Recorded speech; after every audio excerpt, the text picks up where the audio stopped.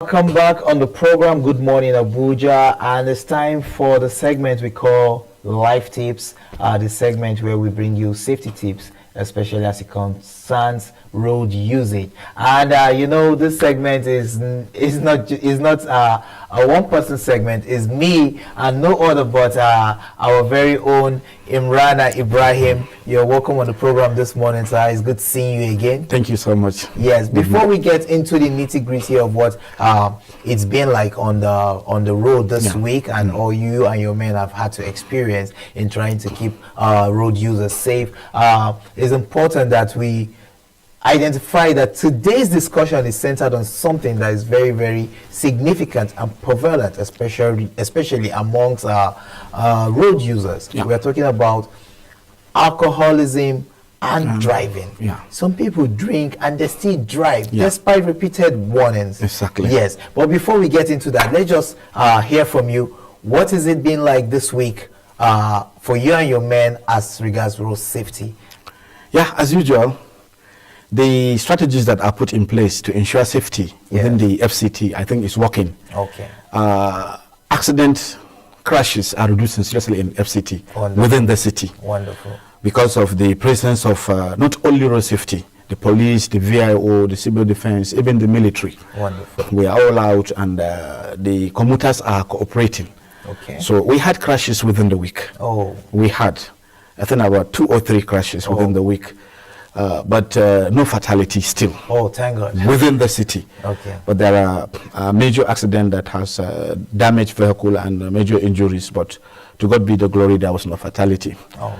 The most important thing is the issue of the rain, the season. Yes. People are still not being very careful if it is raining.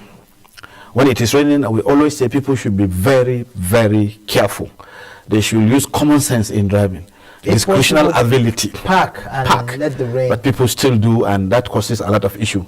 Some people, while they are trying to park, if the rain is heavy, they'll park on the road. Oh. And those that are not having good wipers, they'll come and run into them. We had cases like that. So we are still calling on people to, in short, if it is raining heavily, find a safe place and park. When it rain is off, you can move on. Okay. But the city, no much congestion. Only along the usual routes, Nyanya, Kubwa, and Lugbe in the morning, but now it is flowing. We have taken so many stages and so many approaches that we have deployed our boys, on route lining to ensure that these drivers that are dropping and picking passengers have to go to a specified bus stop to do that. Okay. It's the process of dropping and carrying passengers anywhere on the road that is causing the congestion. But we have deploy a lot of people, and we are working in synergy with other security agencies, and it is working. So I think there is a bit sanity than they compare to other weeks previously, the week under review we are talking about. Okay. Yeah. That's very good to know, and kudos to you and your men for all the beautiful work you're doing. Thank you. But now let's look at one of the reasons why road crashes even happen in the first place. Exactly. And this has to do with alcohol intake and driving. Exactly. Some people don't take alcohol, but they take hard drugs. And some of these drugs, when they take it, they are super hyper. Exactly. They over calculate or under calculate. Exactly. That's true. But it's never at par, and then it leads to accidents on the road. Exactly. And people become victims. Exactly. And then when the whole thing clears, hey, had I known?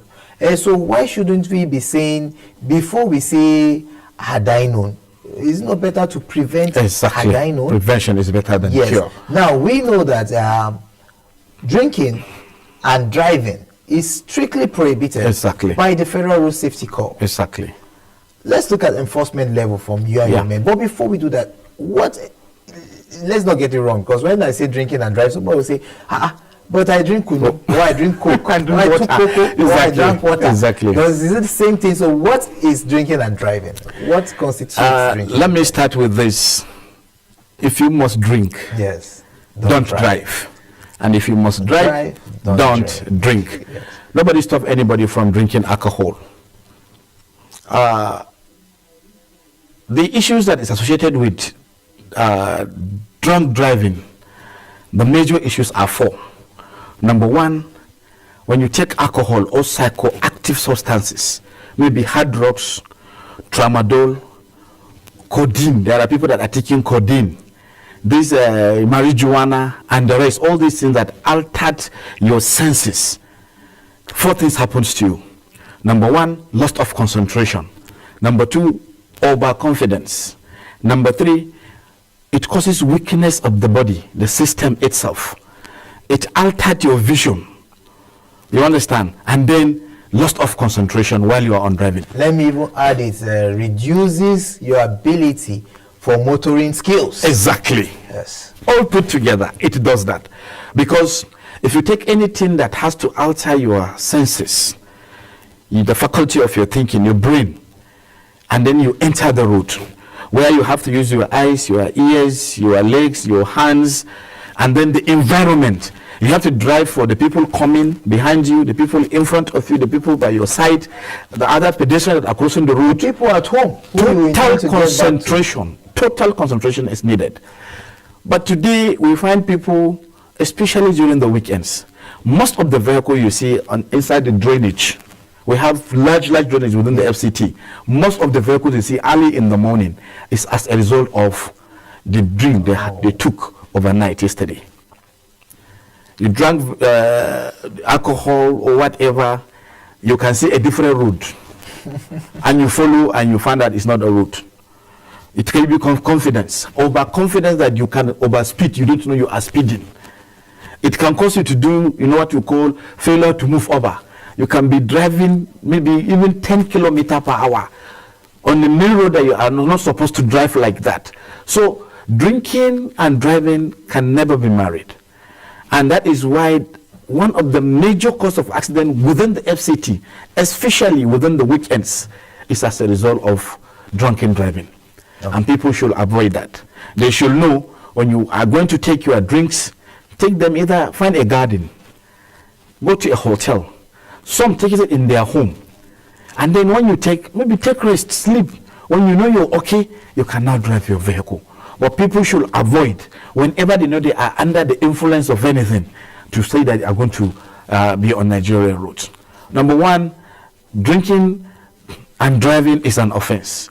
It's a traffic offense. Yes. As enshrined in our NRTR 2012, is an offense.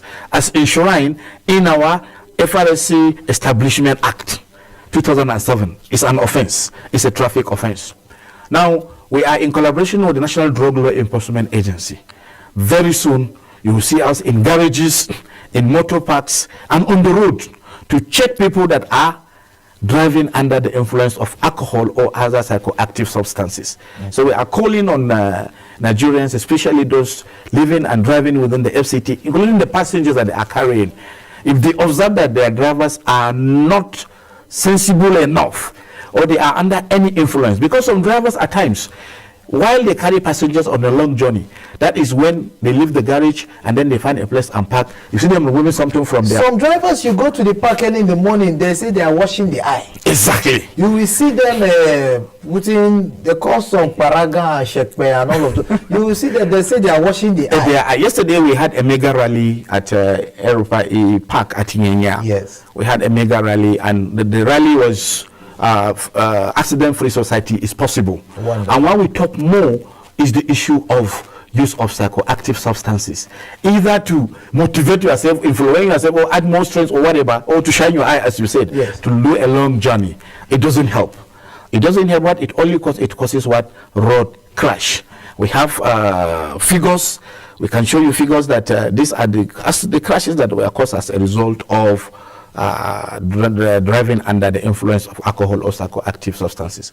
So we are calling Nigerians for our roads to be safe, for passengers that you carry to be safe, because they have their families, to please be sensible enough, be reasonable enough, be honorable enough to drive while you are not under influence of anything. Yes. When you want to drink, please don't drive. And if you must drink, if you must drive, please don't drink.